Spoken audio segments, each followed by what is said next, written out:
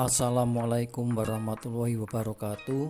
Innal hamdalillah wassalatu wassalamu ala rasulillah Sayyidina Muhammad ibni Abdillah wala alihi wahbihi wa mamalah.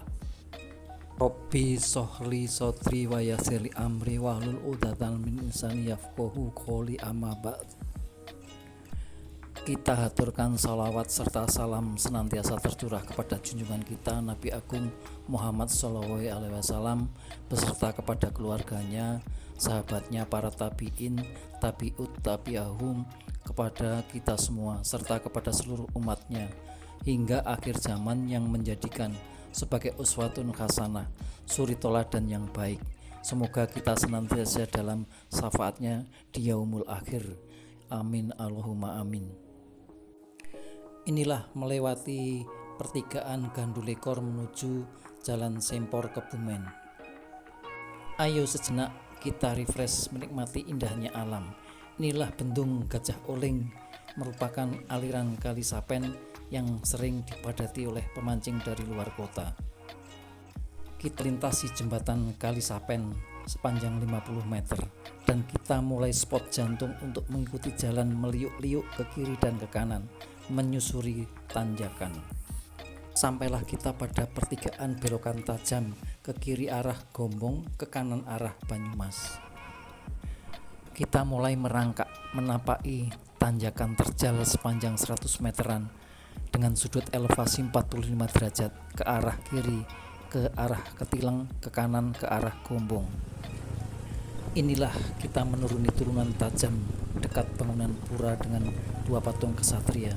Hati-hati mas, pegang rem jangan lengah. Inilah lintasan jalan Sempor yang ekstrim, termasuk daerah rawan longsor, dikelilingi jurang dan tebing serta hutan pinus, menambah suasana romantis untuk refreshing dan merenung akan kebesaran ciptaan Ilahi ya Robbi. Kita memasuki kawasan Waduk Sempor. Ngeneh sapa sing arep mampir nangaring warung mendoan amba Mbak Suci Sotang Sempor. Sebelum berlanjut, jangan lupa subscribe, like, comment, and share, dan nyalakan tombol notifikasi agar pemirsa dapat menyaksikan wisata religi, masjid-masjid kuno, dan penyebaran agama Islam masa lampau di Banyumas dan sekitarnya. Inilah kita memasuki Desa Sidayu, Pakuncen, Kecamatan Sempor, menuju Masjid Jami Soko Tunggal. Dari pertigaan tanda penunjuk sepanjang kurang lebih 200 meter, kita lalui rumah-rumah penduduk menuju Masjid Jami Soko Tunggal. Nah, itulah gerbang Masjid Jami Soko Tunggal sudah kelihatan. Tepat pukul 9.45 waktu Indonesia bagian Barat sampailah pada lokasi tujuan. Inilah wajah Masjid Jami Soko Tunggal Kebumen. Atas izin marbot masjid untuk mengambil gambar dan meliput kegiatan Jumat, kami mencoba mereview keberadaan Masjid Soko Tunggal. Marilah kita menyaksikan realita ini. Halaman masjid terlihat cukup luas dan telah dilapisi dengan blok paving sehingga terlihat rapi.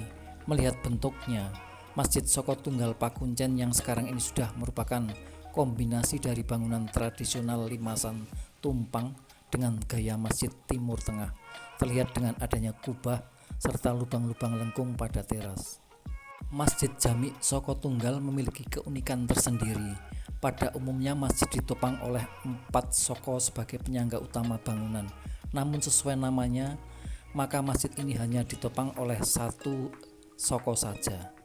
Soko Tunggal sebagai penopang utama bangunan ini berbentuk segi 4 dengan ukuran 30 x 30 cm. Soko Tunggal setinggi sekitar 4 meter. Di ujung atas soko tersebut terdapat 2 batang kayu melintang yang menopang 4 sisi bujur sangkar sebagai penyangga utama bangunan masjid tersebut. Di tengah-tengah soko terdapat 4 sekur atau danyang untuk membantu menyangga kayu-kayu yang ada di atasnya. Kayu-kayu yang digunakan sebagai soko tersebut merupakan kayu jati pilihan. Pada awal pendirian, atap masjid dibuat menggunakan ijuk dan dindingnya menggunakan tabak atau gedek bambu. Kurang lebih seabad kemudian, yakni tahun 1822, dilaksanakan rehab bangunan atap yang semula ijuk diganti dengan atap genteng, tetapi dindingnya masih menggunakan tabak atau gedek bambu. Baru pada tahun 1922, dinding bambu diganti dengan bangunan tembok batu bata. Bangunan masjid tersebut saat ini ditetapkan sebagai bangunan cagar budaya yang dilindungi. Banyak peziarah luar kota mengambil air sumur ini diyakini karena ada karomahnya. Menurut keterangan masyarakat, sumur ini merupakan peninggalan awal berdirinya masjid. Sejarah Masjid Jami Soko Tunggal. Menurut cerita dari rakyat bahwa Masjid Jami Soko Tunggal Kebumen dimulai dari Kartosuro sebelum tahun 1722 Masehi pada saat Sri Susuhunan Amangkurat Mas atau yang dikenal Amangkurat II, Raja Kasunanan Surakarta. Terdapat isu bahwa akan adanya musuh yang ingin menggulingkan dinasti kerajaan Pakualaman. Kemudian diadakan sayembara. Barang siapa yang dapat menumpas musuh kerajaan tersebut akan mendapat hadiah. Singkat cerita, ada seorang lelaki dari Banyumas, misterius tidak diketahui asal-usulnya keturunan siapa, ikut sayembara tersebut dan lelaki itu yang memenangkan pertarungan sengit melawan musuh kerajaan. Akhirnya lelaki dari Banyumas mendapat hadiah seorang putri cantik dari Sri Susunan Amangkurat Mas II dan pangkat sebagai Patih Dalem Kartosuro. Lelaki dari Banyumas tersebut mendapat julukan Raden Adipati Mangkuprojo. Raden Adipati Mangkuprojo sebagai seorang muslim yang taat ikut pula siar agama dan mohon izin pada Sri Susunan Amangkurat Mas II untuk membangun sebuah masjid di Kartosuro. Masjid tersebut berdiri hanya ditopang satu tiang. Masjid tersebut merupakan cikal bakal berdirinya Masjid Soko Tunggal di Desa Pakuncen. Sejenak kita silent untuk menunaikan ibadah sholat Jumat, nanti kita lanjut kembali. Dengan saya pun para jamaah Jumat.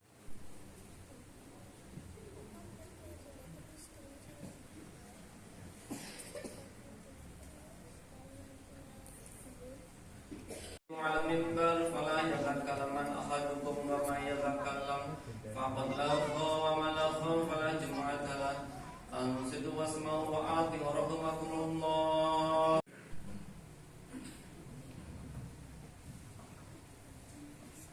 Wa'antum muslimin.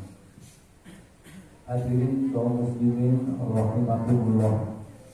Marilah kita bersama-sama memanjatkan puji syukur kepada Allah Subhanahu wa taala. أشهد أن لا إله إلا الله أشهد أن محمدا رسول الله حي على الصلاة حي على الفلاح قد قامت الصلاة قد قامت الصلاة. Sholat Jumat telah usai, jemaah meninggalkan Masjid Soko Tunggal. Mari kita lanjutkan kembali cerita sejarah Masjid Jami Soko Tunggal Pakuncen. Perkawinan Raden Adipati Mangkuprojo dengan putri dari Sri Susunan Amangkurat Mas II mendapat anak laki-laki yang bernama Kendurean. Setelah anak laki-laki ini dewasa menjadi seorang warongko dalem Keraton Kartosuro, diangkat menjadi bupati di Sidayu yang merupakan daerah kekuasaan Sri Susunan Amangkurat Mas II. Sekarang menjadi sebuah desa yang berada di Kecamatan Gombong, Kabupaten Kebumen. Masjid ini didirikan pada tahun 1722 oleh Bupati Kendurean, putra Adipati Mangkuprojo. Pada tahun 1722 Masjid Soko Tunggal di Kartosuro diboyong oleh Adipati Kendurean ke Sidayu dengan berjalan kaki bersama para prajurit dan Nayoko Projo. Sambil kita pulang menuju rumah, mari kita lanjutkan bercerita. Sejarah Masjid Soko Tunggal tak bisa dilepaskan dari sosok Adipati Mangkuprojo. Pada era 1700 Masehi, Adipati Mangkuprojo merupakan tokoh yang gigih melawan penjajah. Karena terdesak, dia melarikan diri dan memilih bergerilya di daerah Pakuncen. Maklum, daerah Pakuncen itu merupakan daerah keputihan. Selain bergerilya, Adipati Mangkuprojo juga siar Islam. Pada tahun 1719 Adipati Mangkuprojo wafat. Sebelum meninggal, dia berwasiat pada putranya yaitu Adipati Kendurian untuk dimakamkan di Pakuncen. Memperingati 1000 hari meninggalnya Adipati Mangkuprojo, didirikanlah Masjid Soko Tunggal Soko Tunggal mengandung filosofi yang dalam. Menurut Imam Masjid Soko Tunggal M. Jafar yang tidak lain adik kandung Abu Jamhari, Soko Tunggal melambangkan keesaan Allah Subhanahu wa Ta'ala sebagai Sang Pencipta Tunggal alam semesta.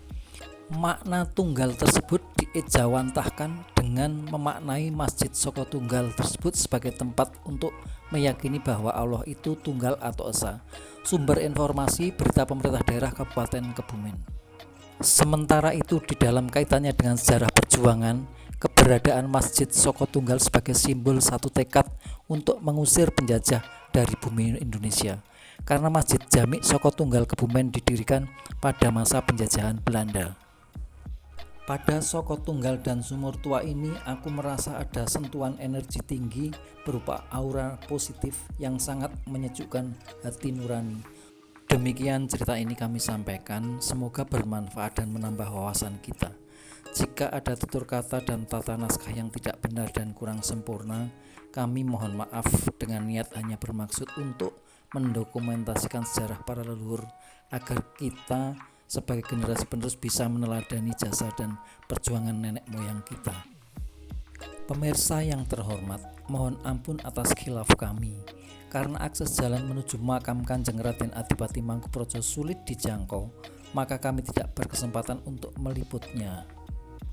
Akhirul salam, billahi taufik wal hidayah. Wassalamualaikum warahmatullahi wabarakatuh. Sampai jumpa kembali pada wisata religi berikutnya. Terima kasih.